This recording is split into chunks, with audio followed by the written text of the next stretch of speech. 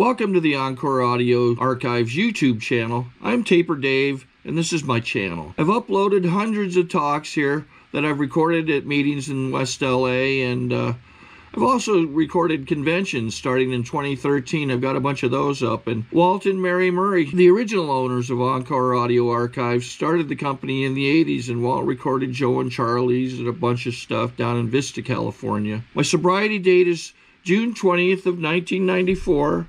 I hope you find something you like, so please like and subscribe to my channel and comment down below. If you want to hear something that I don't have or that you don't see, I'll see that I get it. Anyways, take care and have a great day if you want to. Okay, I would like you all to give a warm welcome to our main speaker, Bob F.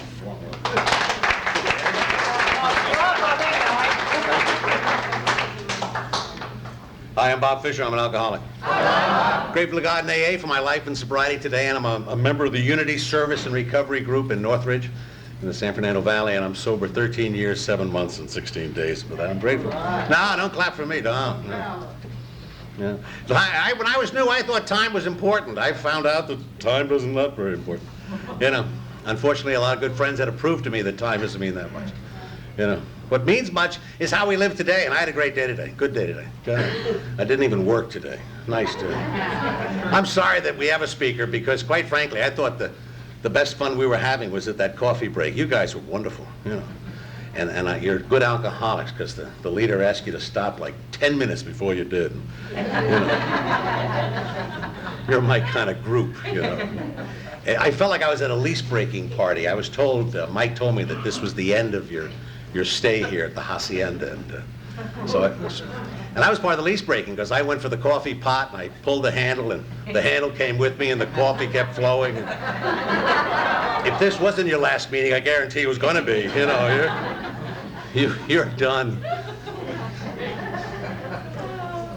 It's nice to be here. I'm from the East Coast, born in New Jersey, raised in the New York area, from an Irish family. All my grandparents came from Ireland. Early on, I fell in love with saloons. I was my father's and my grandfather's excuse to drink on weekends when their respective wives didn't like them going out. So my grandfather would tell outrageous lies to his wife, my grandmother, by telling her that he'd show me Central Park. I visited that man probably 50 times. I don't think I ever saw Central Park. But I did see the east side of the 80s, you know, and the East 80s, and all his friends were over there, and we'd go to those saloons. God, I love those saloons. They smelled good, you know. God, they were one. You know, and there was shuffleboard and free lunch. This is back in late 30s, you know, before World War II. And they'd give a guy like me a little beer, you know, and a big bowl of pretzels. And I said, geez, you know, when I grow up, I'm going to get a hammock and just live here, you know. I mean, you can eat, drink, sleep, listen to singing and arguments all at the same time, you know. This was long before TV, of course. And my kids say it's long before radio, you know, but it's immaterial. I love the saloons. I had the opportunity to go to Notre Dame, and I went there in 1952, and my brother had gone there in 46. And I knew about the drinking laws at Notre Dame, and you couldn't drink till you were 21, and that wasn't going to happen until I was a senior. And if you get caught, you got thrown out of school. So we used to drink down at the Studebaker plant, and what's nice about this crowd is most of you are old enough to know what a Studebaker is, you know.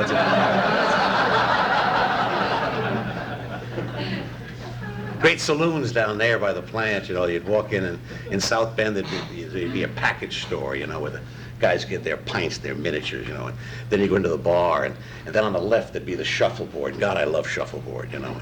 And I don't mean Leisure Village shuffleboard. I'm talking about bar shuffleboard. Yeah. Then in the back there'd be ham, you know, and good Polish ham and rye bread, and then those eggs that used to be living, those green eggs, remember, in the brine, you know. Dr. Seuss got his book from that, Green Eggs. And I was a blackout drinker, so I hope to God what I tell you next is true, but I hope to God I never ate one of those pickled pig's feet. I mean, when my father said anyone east of the Hudson was a heathen, I knew what he meant. I mean, you got to be sick to eat those things, you know, and I hope that's one of my yets, you know. I love drinking, and because of that, I was hired as a salesman. I worked for this company for 4 summers, back where I lived in Jersey. And that last summer, just before my senior year, the sales manager came down and says, Fish, he said, I understand you want to be a salesman. I said, that's right. He said, well, how come you haven't applied with us? I said, well, Ken, I don't qualify here. You guys only hire people who've sold before or people who are married, and I don't fit that category. And he said, well, we've known you for 4 years, for God's sakes. He says, you're a known commodity. He said, when are you going to be 21? And I said, February. He said, have you ever been home at Easter? And I said, no, never. He said, I'll fly you back home from school. I'll pay the expenses and I'll give you a test. If you pass the test, I'll make you an offer. And even if you flunk the test, at least you'll have a free weekend visiting your family. Would that be all right with you? And I said, hell yeah, I'd love that. So sure enough, I got the tickets and flew back at Easter, and he met me. And the plant was in Teterboro, New Jersey, but rather than going to the plant, we went to this wonderful saloon, Bill Odom's saloon restaurant. We went in the bar. We had about 6 highballs, and we talked about Notre Dame the next year, football, and the Brooklyn Dodgers, where they're going to stay, that kind of stuff. That's all we talked was bar talking. And we started going out to eat, and he says, Fish, he says, I hope you take my offer. I said, well, Ken, when do I take the test? He said, you just did, He said, this job requires a lot of drinking. You're as sober as I am. We need you, I became the most dedicated employee that company ever had. I took you to lunch whether you were with me or not, which makes your ninth step expensive, that's all, Pay now, pay later, how do you know? God, I love drinking. People said, a lot of people say, were you born an alcoholic, and how do I know? I don't know nothing about that. I know my brother and sister most likely are not alcoholic. They certainly don't seem to be anything like me. And I don't know about my mothers, I don't think so. Maybe my father, but when were you? I don't know. I know nothing about that. But I know that as long as you're the last one to get drunk at a party, whether it be at home or work or whatever, if you're the last one to get drunk, you don't have a drinking problem. The only people who have drinking problems are the ones who get drunk first. That's the one we all talk about. Those are the ones we talk about. And if I had a drinking problem, I had enough capacity where it didn't seem to cause a lot of grief. Where I drove most people home, and when I got into trouble, I still had a sense of humor enough to shuffle out of the way. And that existed for a few years. Met my wife through drinking. She was the first girl I met who ever drank like I did. I used to date girls who, in those days, girls who didn't drink would politely order a green cream de menthe frappe, or a frozen daiquiri, for God's sake, and they'd sip on that drink all night,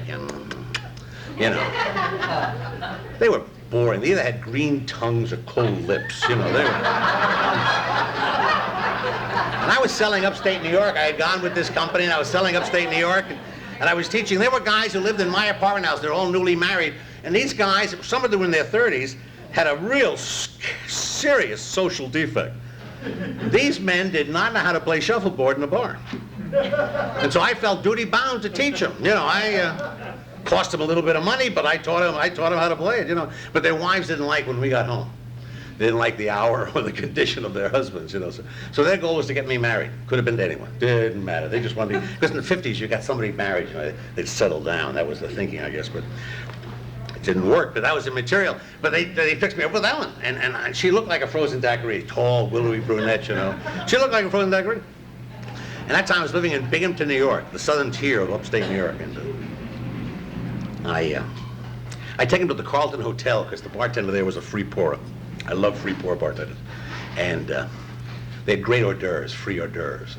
I'd invite them to dinner and the movies. And I'd take them to the Carlton. They'd have their frozen daiquiri. I'd fill them up on the free hors d'oeuvres. They'd be too full to eat. And I'd take them to the movies and save money and take them home. That was the way it went, boring one-drink women. And I got there with it. There are guys I know in AA who married non-drinkers. They regret it to this day. They can't imagine anyone marrying a non-drinker. I just can't imagine it.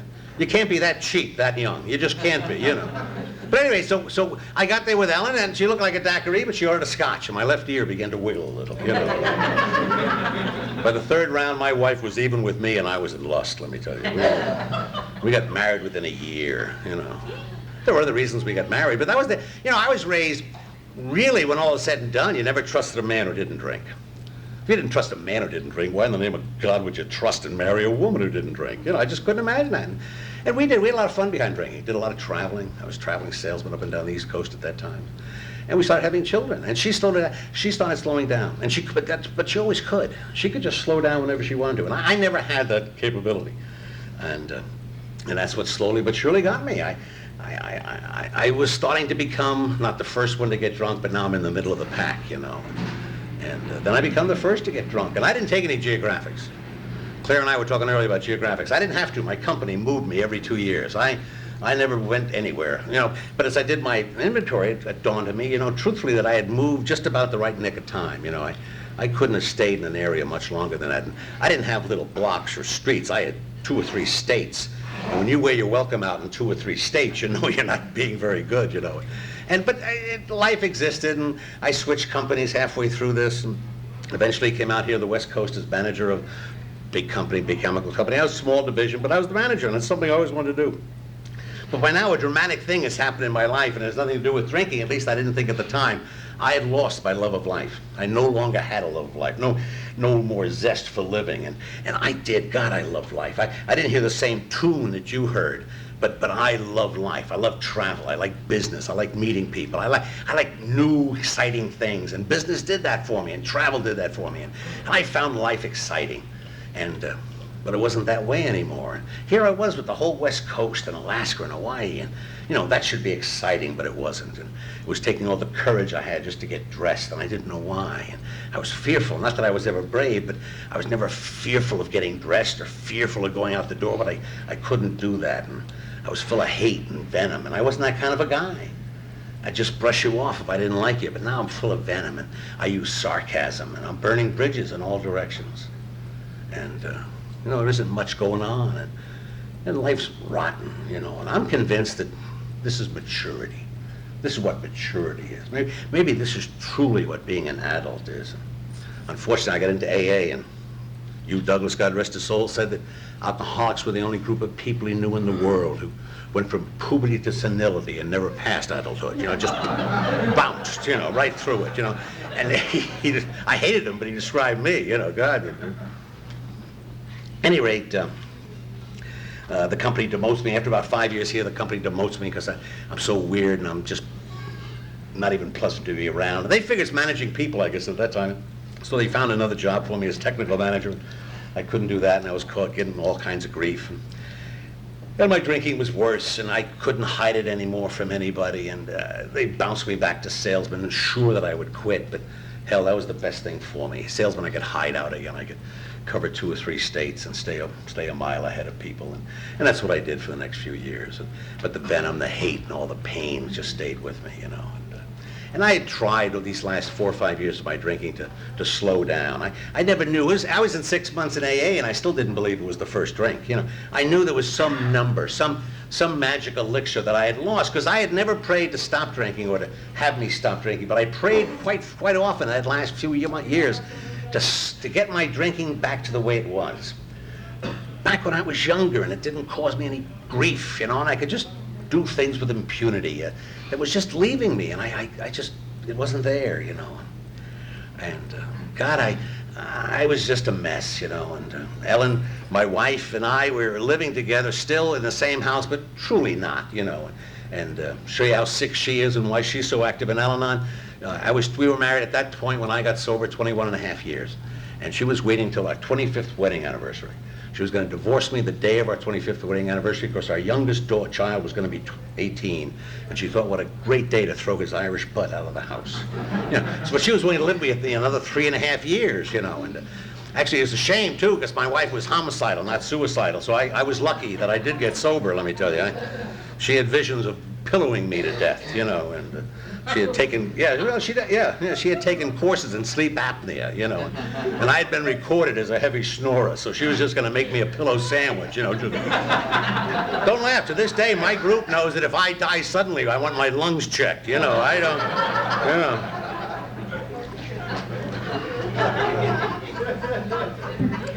Anyway, I had a boss who was a non-drinker, and through the grace of God, my drinking kept bothering him, and a decent human being, and our office was in Burbank, and I could never understand it. Whenever he wanted to talk to me about drinking, which seemingly was every 6 months, it wasn't, but it was some period of time that would follow some rapidity. He'd have it at the Universal Sheraton, and he'd rent a daytime room to talk to me about drinking, and I'd give him a lot of smoke and all kinds of different answers and whatnot, and I'd always escape, you know. And I couldn't see why this guy was wasting good money. He was wasting $73 on a daytime room with a shirt. And $73 if you had that money in your pocket, you went to Thrifty's, you could get 12 half gallons of gin. Now that's a waste of important resources. It really was, didn't it? But fortunately for me, I started a drunk story that was, and I was starring in way too many, but this last one, at least to pray to God, it was my last one. It was down here in L.A., over in downtown at a microfilm show. And by now, because I'm causing a lot of grief even with people I drink with, no one wants to really be around me, so I'm forced now to drink with squealers. And that's about as low as you can get, You don't ever want to drink with squealers. And this guy was a known squealer. And he and I were plastered. We tried to finish all the gin in L.A., and we didn't get very far, Gin does that to you, And I shouldn't have been driving, and normally I didn't. Normally I'd throw my keys to people, but somehow I wound up driving, and everything I tell you now was told to me because I was in a blackout. But the customer's in the back seat, the other guy from our company was in the front seat with me, and I'm taking him back towards Park La Brea, and I'm showing this guy from our company in the front seat. I guess I want to show him L.A. up close, so I'm on Wilshire going towards Vermont, and I'm driving on a sidewalk, I didn't know that, but it doesn't matter. We were close to the stores, and my customer kept striking his chest, and and I'm yelling manja. Now, what to eat an Italian does to a guy striking his chest, I don't know. Maybe I thought he had indigestion. I don't know. But the guy from our company says, pull over, and I guess I did, and I went back off on the curb, and he grabbed the keys, and he said, stay where you are, and he called a cab, and he took the guy over to that French hospital over on Beverly. And fortunately, the customer only had gas and fear, no heart attack. But the squealer took his own cab home. He didn't go home with me, I knew he was going to squeal, and people talk about the promenade here in Santa Monica. It used to be a sewer when I drank there, that 3rd Street sewer. And I loved that sewer. I felt good there. And me and one of my customer buddies were in that sewer that next day and I couldn't get drunk that day. And I knew I was in trouble. The house was in foreclosure for the 5th time. And I hadn't paid taxes in 2 years, which is no big deal for an alcoholic, but they owed me money. I just couldn't fill out paperwork, and it was terrible. And a day later, John calls me into the Universal Sheraton. And he says, Fish, I brought you here under false pretenses. And he said, I've learned from people who know better than me, there's nothing I can tell you about drinking. He says, I'm going to go back to the office. He says, but please, just stop your Irish BS and just listen to this guy. A decent human being. Just a decent human being, only one of the best for me. And I could see that now, finally, And off he went, almost in tears. But I'm scared, because I don't want to lose that job. I'm spending a lot more than I'm earning, but at least I know how to sky checks, and I'm kiting them pretty well, And we're using butter on the numbers, and I was still working back in '81. And it was all kinds of ways, but I was in deep trouble, and I had to get the house out of foreclosure, and there's a knock on the door. I open it up with fear, and this guy says, hi, I'm Frank, I'm an alcoholic. My first thought was the poor son of a bitch. Jesus, Because I'd admit freely to being an Irish drunk, but certainly not an alcoholic. I knew one thing. I didn't know anything about AA or any of that crap. But I knew that if you admitted to being an alcoholic, that meant you could never drink ever again for the rest of your life. And that made no sense to me at all. I couldn't. And so I tried to help this guy to his chair. And he's in a suit and tie, and he looks good. And I'm still wearing knits, with those holes in them. Remember those knit clothes? And I smelled bad. Gin used to exude from my skin in weird places. And I'd take showers 2-3 times a day. But that didn't work, so I'd use cheap aftershave. And the combination of old gin and cheap aftershave, I smelled like Sea Caucus, New Jersey on a muggy day. Terrible. Is there an alarm that goes with this, by the way? There isn't? Can't we set I think I'll set the... Oh, okay, I'll set it. And from a distance, looked like I had a ruddy complexion, because, but up close you'd see there were 80 million broken blood vessels from dye heaving, the Irish sin of a light complexion, And God gifted me with furrows in my brow here, because that's what I was seeing out of. I couldn't see out of my eyes, and I'm still shaking bad. And here I am trying to help him to his chair, and Frank doesn't do what anyone else does. He starts telling me about himself, and I don't know the word identify, but I'm beginning to identify with this guy, in the sense that I know that he and I have taken the same path, and that he and I have drank pretty much the same way, and did everything alike. And even to the problems we're into now, and what he was going through. And I said, whoa, wait a second, Frank. I said, I know what you're telling me, and I appreciate what you're saying. I said, but I can't be like you. I can't join AA. He said, I didn't ask you to join AA. He says, but why wouldn't you want to give it a try? I said, Frank, what do my friends say? And he says, Fish, you don't have any, you know. Hurts when they're so right, you know. Frank, what do my neighbors say? He said, they'll be happy to get you off the lawn, you know. And I didn't know how he knew. I thought he had moved in next door, you know, because I used to like to, on weekends, Ellen was always ragging on me about drinking, but on weekends she couldn't rag because I'd go through the morning routine and then I'd go out to the garage and I'd open the freezer and I'd take the gin out and pour my slushy, you know. Long before 7-Eleven, I had a slushy. You know, I'd pour out that gin into a big glass and I'd pick a weeding tool and I'd go out in the front yard and weed. Now, no difference whether you're drinking a beer or a slushy, what the hell does it matter, you know. Trouble is when you drink gin like that, you sleep a lot. You know, so I'd sleep on the lawn, and I had one neighbor who was convinced that I was the only microscopic weeder in Northridge. You know? At any rate, he said, look, Fish, there's nothing to do about AA. It's what's worked for me, and I believe it's what's going to work for you. He says, but you're incapable of making a decision. He said, I don't want you to make that kind of a decision. He said, it's too important for you to make the way you are now. You're adult. He said, you can't stop your hands from shaking, but when you do, your head starts shaking. He says, you're in tough shape, man. You've bought the ticket. He said, what you got to do is dry out. Get that brain a little bit less feeble, and maybe then you can make a decision, but I'm not going to make it for you, but you got to make it, but you got to dry out first. And then he went on, through the grace of God, I agreed to dry out at a place up north, up in Napa Valley. A friend of his by the name of Gene Duffy. Guy just died last year. But when I went up there, it was in northern end of California, up in the Napa Valley. And this guy had 26 years sobriety. It was 3 meetings a day and 3 meals. 3 meetings and 3 meals. And you could skip the meals, but if you skipped the meetings, you went out, you know. This guy was a big old tough Irishman, you know. I liked it. But there's something about him I hope to God I never forget. Because, you know, I want to know part of AA. Early on, people said, you know, Fish, you're lucky. You know, you're going to love AA. I said, why would I love AA, for God's sakes? And he says, well, you're a salesman, and salesmen love people, and AA is loaded with lots of good people. I said, where'd you hear the crap that salesmen like people, for God's sake? I don't like people. Ministers and teachers like people. Salesmen don't like people. People who go to the same place day in and day out, same job, they like people. I don't like people. I like not being with anybody. The only group I like is a group of me. I don't want AA. What is this crap? You know, I'll do anything other than go to AA. And this damn guy Duffy, you know, he had this look on his face. And I hope to God I never forget it, because what he had on his face was something that I wanted. I didn't want his job. I didn't want his business. I didn't want his wife or his car, but I wanted what he had on his face. This guy had on his face the love of life. He had the zest for living. That's what I wanted back. I wanted that back. I'd do anything to get that back, just to enjoy life. And he said that's the only way he got it was going to AA. Oh, crap, is there something behind door 3? You know, there's got to be something other than AA. I don't want AA, you know. Then he said something else that got me. He said that AA was not a place to get sober. And I'm saying to myself, why the hell am I here then? He said, no, AA is a place where you learn to live sober. Wow. He was right. You know, I didn't know how to do anything sober. I couldn't go to a Dodger game and come back sober. How do you fish and stay sober? How do you make love? Go to parties. Get on a plane. Stay on a plane.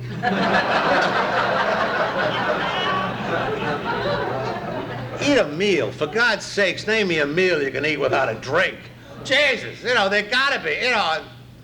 But he said AA would teach me how to do that. And not because of his words, but because of what was on his face. I believed what he told me was true. He showed me by his face that what the life he was leading was worth living. That the life he was leading was what I wanted back.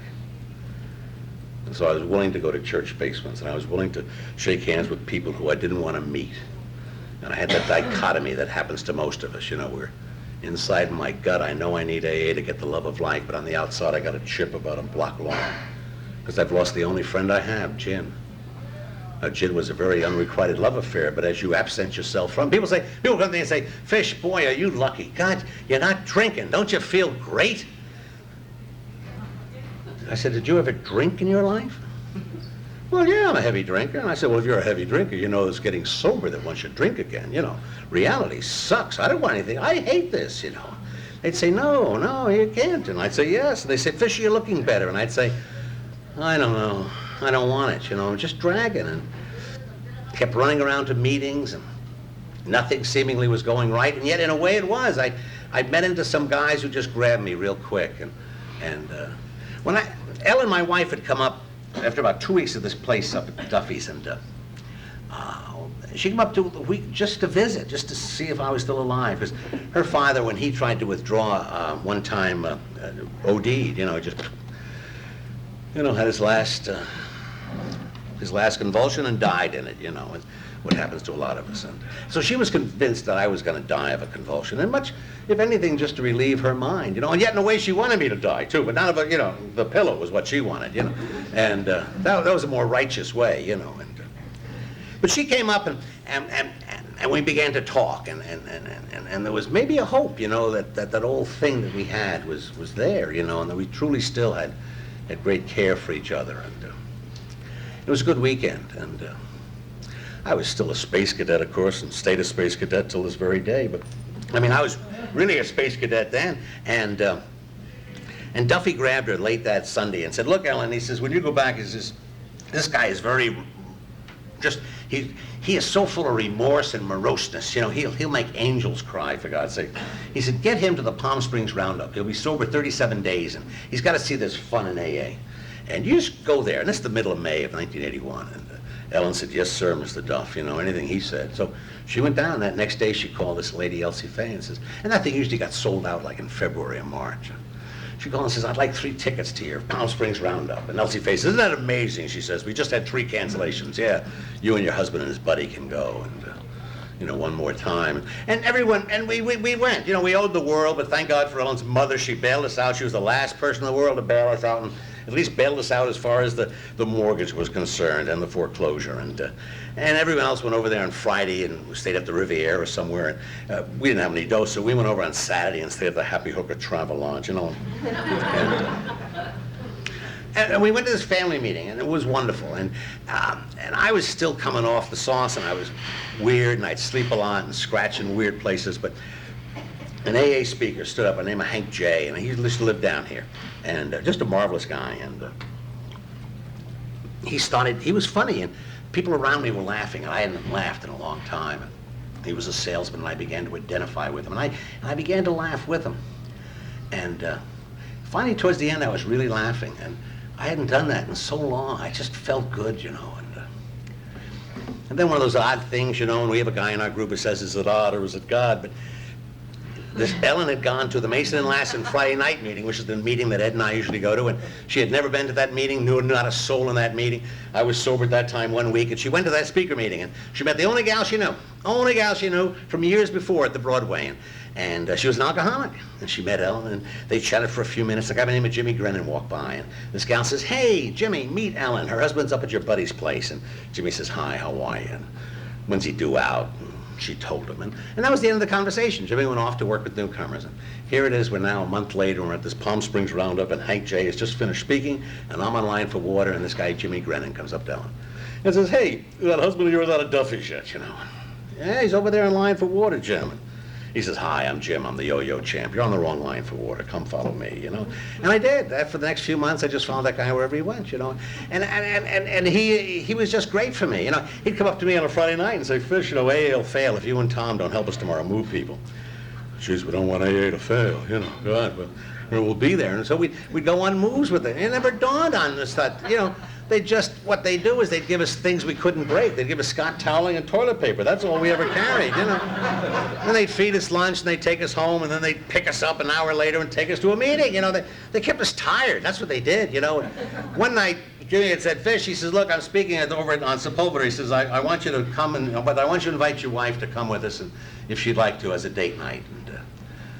And I said, "Okay, Jim." I said, "Where's the meeting?" He said, "Well, it's at the Alpha Beta." I said, "Well, we're in the Alpha Beta." He says, "Well, you can pass the fruits and turn right at the cabbages." And I'm right there. And I said, "Oh, okay, Jim." And I went in. I said, "Ellen, Jimmy Grennan has asked me to ask you if you would have a date with me tonight and go hear him speak at the Alpha Beta." She said, "Sure, I'd love to. The Alpha Beta?" I said, "Yeah."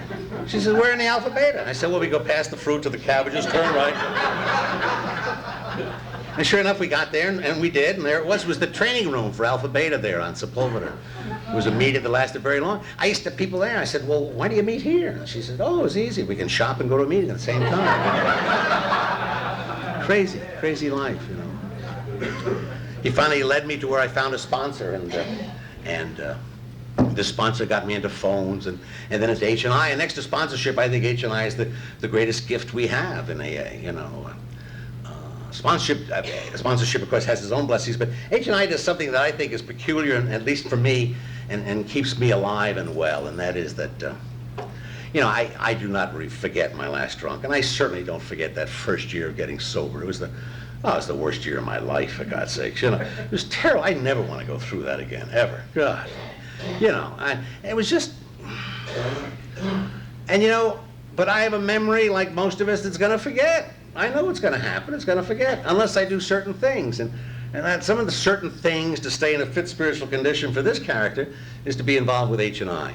Because when I go to a hospital or a jail or just anywhere where there's new people, I can taste and smell and feel exactly the way I felt when I was new.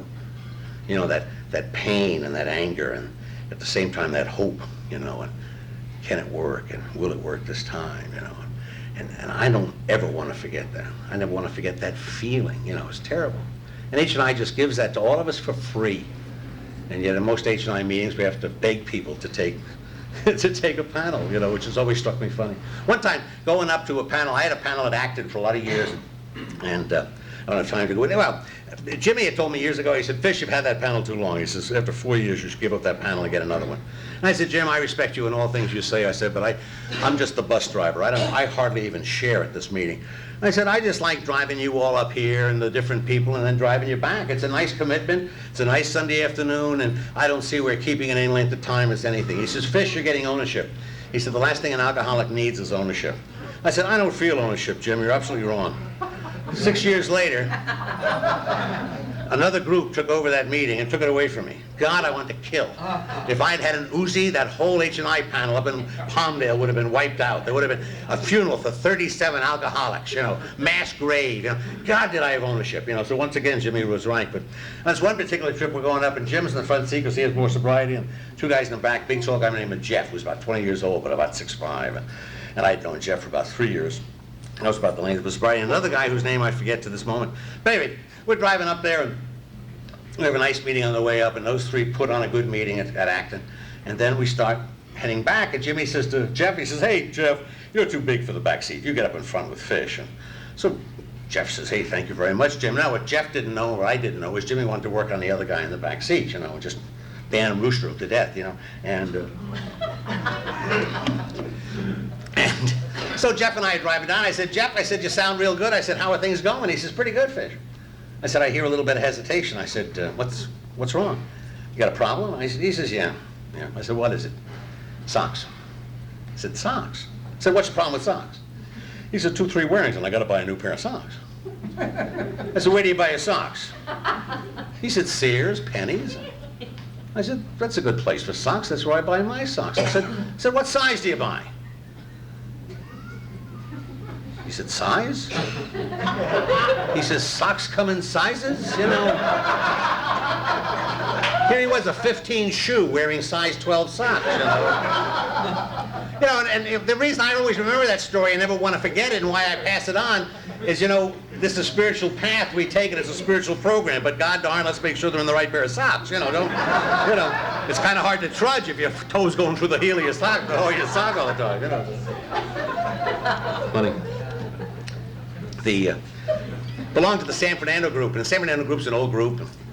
Only in AA, and the San Fernando group is now in Sylmar. Still the San Fernando group, who cares? You know, we don't care, you know. And we used to be known as the resentment group. And the reason was because we used to have breakfast every other Sunday. Well, you think about it. You know, there isn't a calendar. Not even in AA is there a calendar that says, is this the other Sunday? I don't know. How do you know what the other Sunday is?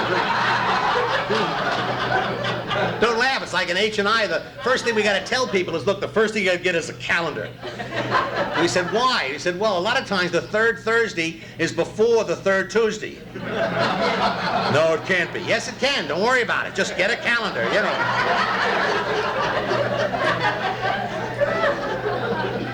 anyway, so my sponsor said to these guys, they said, you know what we ought to do? We ought to have breakfast every Sunday. And they took a lot of business meetings, and they finally agreed to have it. And so we cook. We still cook there, the first Sunday of each month. And it's a good group, and we have a lot of fun. And we bring a lot of young guys with us. And we need about 4 to cook. We try to get 15 just to make it easier and have more fun. And we love it when newcomers come in. Valium vodka guys are the best because they can go potatoes quickly. Man, can they do potatoes? They go without even the knife moving. You know, it's just nicely diced. You know, it's wonderful. So you don't need Valium vodka people, just send them to our group, you know. They're good for 3 months. They really are. It's wonderful. We teach them all kinds of songs, and especially the young guys, because a lot of the guys don't know songs. You know, what they know are words songs that never had words, you know, just, you know, and whatever it is. But so we teach them some songs. One of the songs they have to learn is Zippity Doo Dah. And it's true though. Everyone laughs. Zippity Doo Dah has 3 great lines for an alcoholic, and it's towards the end of the song where it says it's right, it's actual, everything's satisfactual. You know, and I think, at least I do, and I know the people that I hang around with, we forget, you know, that when I walked in that door of AA and someone says, hey, Fish, I'm going to make life satisfactual for you. God, inside, I'd say you can't. It can never be satisfactual. It just can't be. And yet it is. And yet that's not enough. And I would have sold my soul for satisfaction. Would have sold my soul for satisfaction. You know.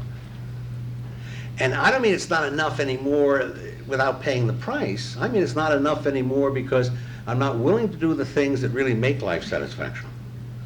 You know, I'm not willing to do those things that, when I took my first year cake, my sponsor says, Bob, how many commitments you got? And I told him, which was a strange question because he had given me all those commitments. And he says, I don't think you can take a second birthday with any fewer.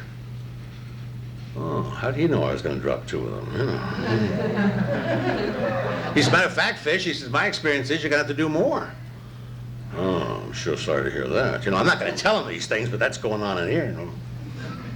Anyway, the reason I bring that up is because I think that's typical of most of us alcoholics, you know, is we get it and it ain't enough, you know, and I want more. And, you know, and I want more of life. But I know from my own experience that I'm a great one gatherer. We all are. We're great gatherers of one. I know when things hit the fan, I'm supposed to call people or run to a meeting, but I don't. You know, I'll invariably either figuratively or actually just hit the bed, you know, and pull the covers over my head and pout for a while, you know.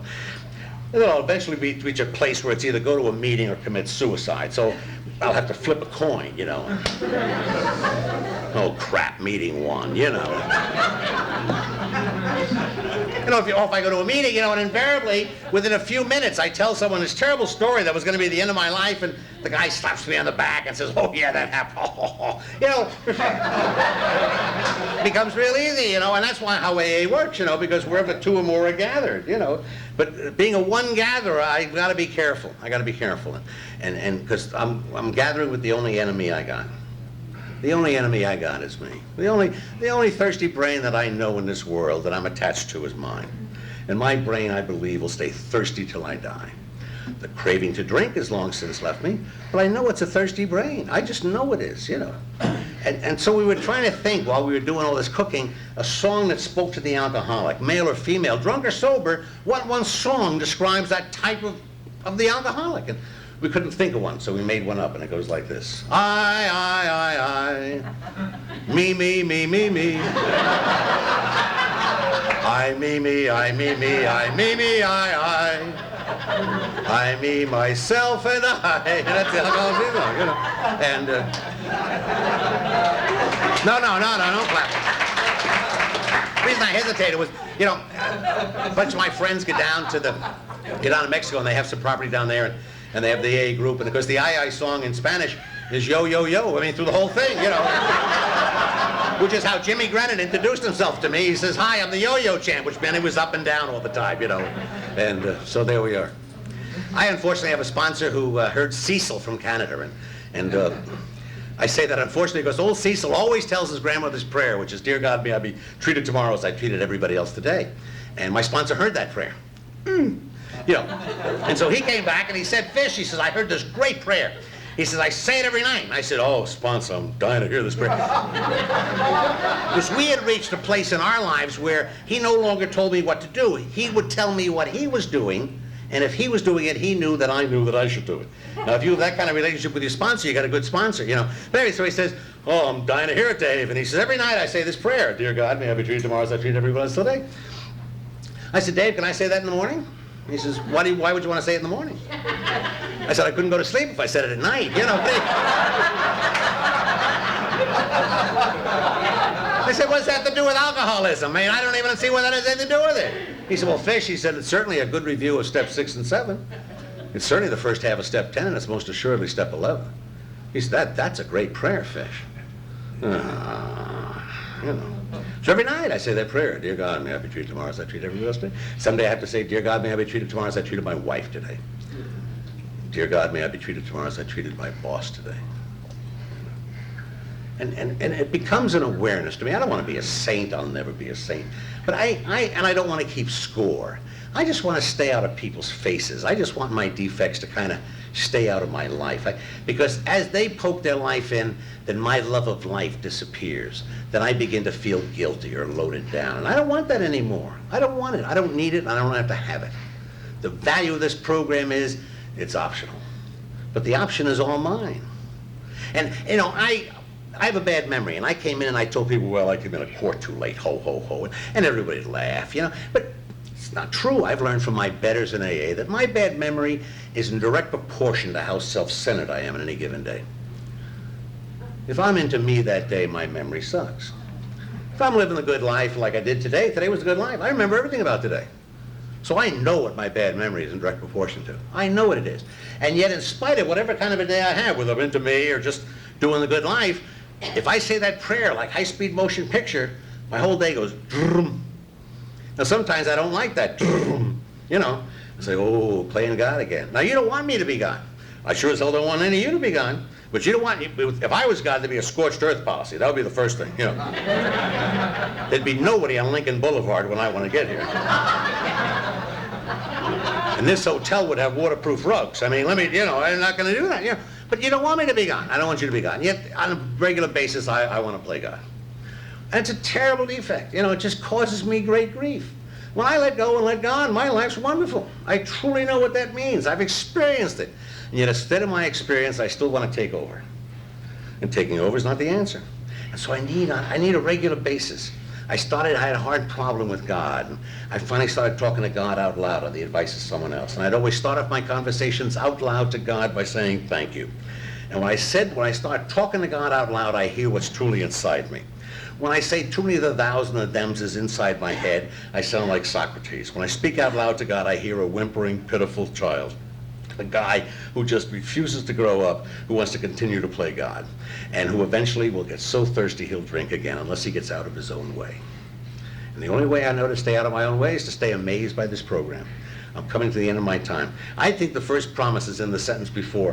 You know, when we talk about there'll be a new happiness, new freedom, I don't think that's the first promise. I think the first promise is where it says that if we're painstaking about this phase of our development, step 9, we'll be amazed before we're halfway through, because I'm still amazed by this program. I'm amazed at how well this program works in spite of me.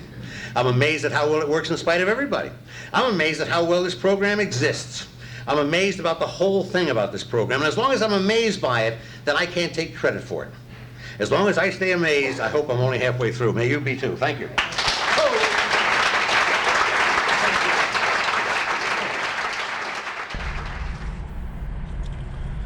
Okay, this is how I prepare my drone for launching.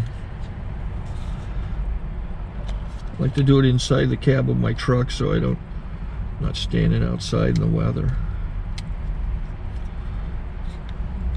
To install the joysticks for control, up and down, right and left, powered on.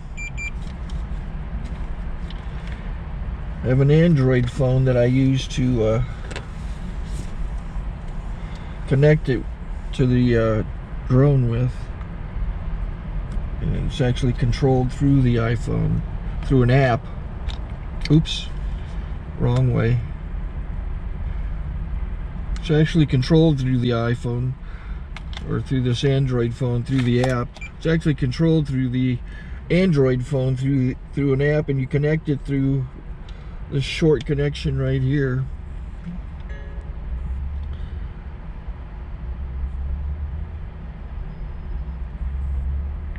Remote control connected. Remote control's connected. So I pull out the drone. I have to extend the legs. Long legs extended first, then the short legs.